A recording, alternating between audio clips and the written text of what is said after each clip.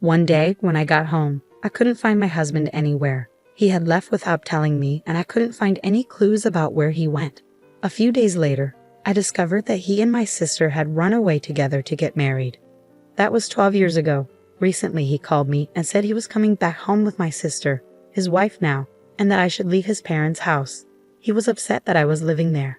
It's been 12 years since they ran away, and it seems like he wants to make my sister his wife officially now that things have calmed down. But they don't know. They don't realize how much our family, including me, has changed since then. My name is Melanie Miller, and I'm 27 years old. I studied web design and worked at a company where I met my husband, Shane. Shane is a friendly guy who works in sales. We fell in love quickly and got married after a year of dating. After we got married, we moved in with his parents. I quit my job at the company and started working as a freelance web designer from home. I wanted to take care of our home and support my husband's lifestyle. At first, it was hard for me to find a steady job, so my income wasn't always reliable. But now things had changed. I was able to find work easily and make a steady income. I could work at my own pace and prioritize my family. I cherished the time I spent with my husband and his family in the mornings, evenings, and before bed. Life felt really good. But I started to notice a change in my husband's behavior. It began when I started making twice as much money as I did at my previous job just 2 months earlier. I was thrilled to have reached and exceeded my old salary. I couldn't wait to tell my husband when he got home from work. Shane, guess what? Last month, I made twice as much as I used to at my old job. What? Seriously? Your old job paid pretty well, didn't it? Yeah, but I've been wanting more. I finally did it. Yeah, sure, that's great. You want me to throw you a party? My husband's response was unexpectedly sarcastic and negative.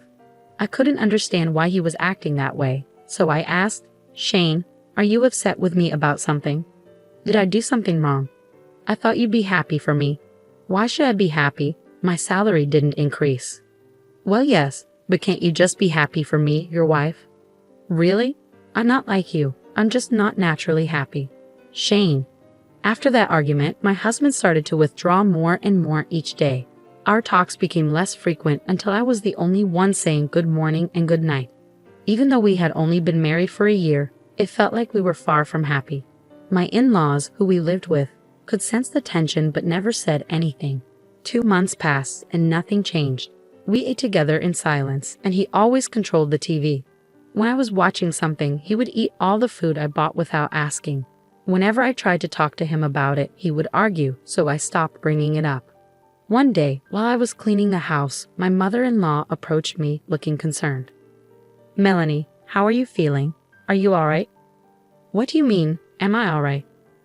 Well, when you and Shane first got married, you used to go out and have a good time together. But lately, it seems like you don't do that much anymore, and you hardly talk. Yeah, but we've only been married for a year, I replied, trying to brush off her concern. I forced a smile to reassure her, but she could tell it wasn't genuine. She looked at me seriously. If you don't want to talk about it, that's okay, but I worry about you. Lately, it seems like you've been feeling down. Well, I'm not pretending to be okay. Your father has noticed it too. We're just concerned that you might be overwhelming yourself. Oh, Mom. I couldn't deny that my husband's discomfort with my higher income might have been partly my fault. But at the same time, I felt alone in my achievement. When my mother finally acknowledged the pain I was feeling, it brought tears to my eyes. So I decided to open up to her completely. After hearing everything I had to say, she started to comfort me and said, I'm so sorry. He's just not mature enough to be genuinely happy for your success. No, it's my fault. I was selfish to expect him to be genuinely happy for me. But you shouldn't have to deal with this alone in a marriage, Melanie. Keeping your feelings bottled up will only make things worse. I don't think it could get any worse. Alright, so you and Shane really need to have a serious conversation about this. Can you do that? Yes, I can. Thank you for confiding in me, honey. She smiled warmly at me. Of course. Then she gave me a comforting pat on the head. My in-laws love me like their own daughter. They've been my support. Taking my mother-in-law's advice to heart, I decided to have a serious talk with my husband. That night, I stayed up late, waiting for him to come home. But as the hours passed, there was no sign of him. He usually got home by 10 at the latest, but it was already past 11, and he still hadn't returned. Why are you taking so long? I texted him, but he didn't respond. I started to worry that something might be wrong. I tried calling him, but he didn't pick up and the phone just kept ringing. So I waited anxiously. Finally, around midnight, he walked in. I've been trying to reach you, I began, but he just sighed loudly and looked annoyed. What's going on? Why are you still up? Well, I wanted to talk to you about something important today. About what? He replied, sounding annoyed. I think our issues started because of my new salary, right? I should have maybe kept that to myself. I know it might have hurt your pride. As soon as I said that, I felt a shiver down my spine. He was standing there, looking cold and distant. I was scared stiff. He responded with anger. There's nothing to talk about, and it's pathetic that you're waiting up for me. I'm just trying to make things better between us, Shane. That's the problem. I obviously made a mistake in choosing the right partner. No, I'm exhausted from working overtime. You don't have any right to speak, considering you just stay home all day. My husband stormed past me and headed upstairs to our room. I couldn't bring myself to move until I was sure he was upstairs. Why was he talking to me like that? All I wanted was a normal married life. My mother-in-law had encouraged me to talk to him, but it didn't solve anything. After his attitude, I didn't want to push for another conversation. It felt like he completely ignored me as a person, and it left me feeling bitter. 2 more months passed and still we didn't talk. The days seemed endless, slipping by in a blur. Then, one day, I came home to find my husband gone. I went into his room and something felt off. Huh? Shane's room is never this tidy. Shane isn't exactly known for being neat, but his room was strangely clean. His clothes and suitcase were gone. It hit me then, he'd moved out. I tried calling my in-laws, but their phone was either off or disconnected. Just as I was panicking, my sister, Mimi, called me. Hi sis, it's been a while. Mimi, I can't talk right now. Is he? Your husband isn't there, is he? What? How did you know? Something's not right, I said, feeling a sense of unease. I'm with your husband right now. What? What do you mean? Well, I happened to be at the bar and I ran into him there. We had a drink and he mentioned that you two weren't really getting along. Mimi, no, you can't be serious. I am. I'm dating him now and we're planning to get married, so don't try to stop me. Going away. That's ridiculous. Bring Shane back home right now. I'm sorry I can't. I've actually had feelings for him for a while now, and he's tall and handsome. I'm taking him. Then she hung up. I tried calling her back many times, but she never answered. Instead, she sent me pictures. There were dozens of photos of them together, going on dates, smiling. It was really hard for me to see. A few days later, I received the completed divorce papers signed by Shane. When I called his workplace, they told me he had already quit. I knew I couldn't deal with this on my own anymore. I decided to tell my parents and in-laws about what was happening and ask for their support. So Shane and Mimi are together now. He left his job and wants me to sign the divorce papers, I explained. There was a stunned silence. Then my father-in-law spoke up after a moment. Melanie, I'm truly sorry for our son's foolishness. You don't have to forgive us, and you don't owe us anything. Oh, Father, I can't forgive your sister either. You're like a daughter to me. I can't forgive them for hurting my precious daughter. Everyone echoed his sentiment. In that moment, our feelings towards Shane and Mimi changed completely. My in-laws were already considering moving to a new house. And after this, they said, we want nothing to do with our son anymore. And they moved without telling him. My parents also decided to cut ties with my sister. If she ever comes back, we'll act like we don't know her.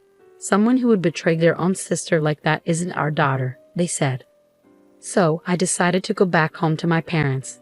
I asked for alimony from Shane as part of the divorce agreement. He replied, you'll get it when I get my divorce. Eventually, I received several million yen in alimony along with a message, divorce me.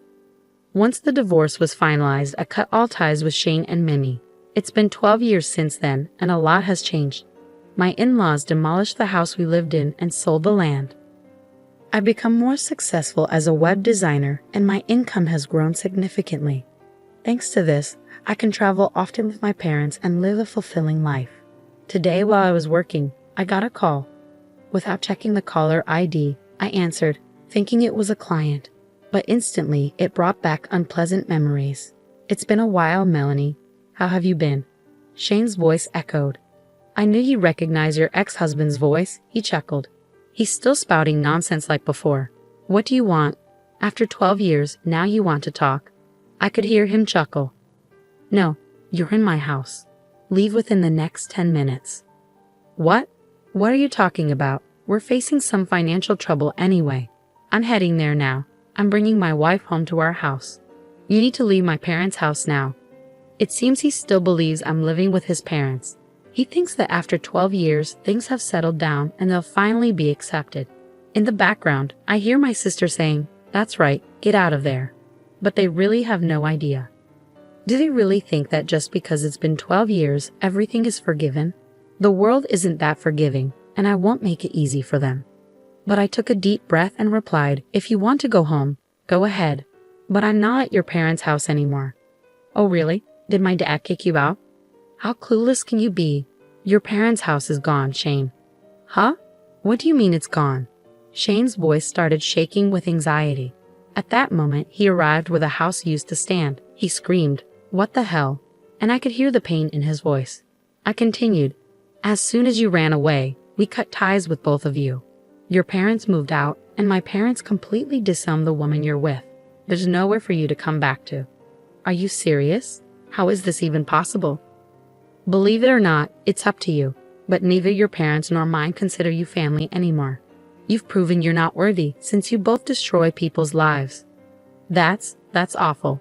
But who's to blame for ruining your family? Don't ever call me again. I won't let you ruin my life any more than you already have. With that, I hung up and blocked their number. This time, I cut the last tie.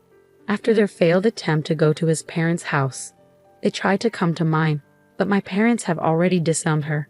My sister was crying loudly, but my parents just asked, "Who are you?" and ignored them at the gate. Then they both got down on their knees, begging, "Please forgive us. We have nowhere to go, please." Shane was pleading too. "I'm begging you, my parents' house is gone. We have nowhere to go." "Shut up, we don't care. You're not family anymore," my parents said as they sprinkled salt on the front door. "No, please wait, no please, I'm begging you," my father-in-law pleaded. "You don't get to call me that. Get out of here." They were so persistent that my father ended up sprinkling salt on them, and my mother called the cops for trespassing. They haven't been seen since. Last I heard, they were jobless, homeless, and asking their friends for money. But word got around about them, and no one was willing to help. And even if they returned to their hometown, they'd face the same fate. But they brought it on themselves. They made their bed, and now they have to lie in it. My parents and I will never see them again, and they'll spend the rest of their lives regretting their choices.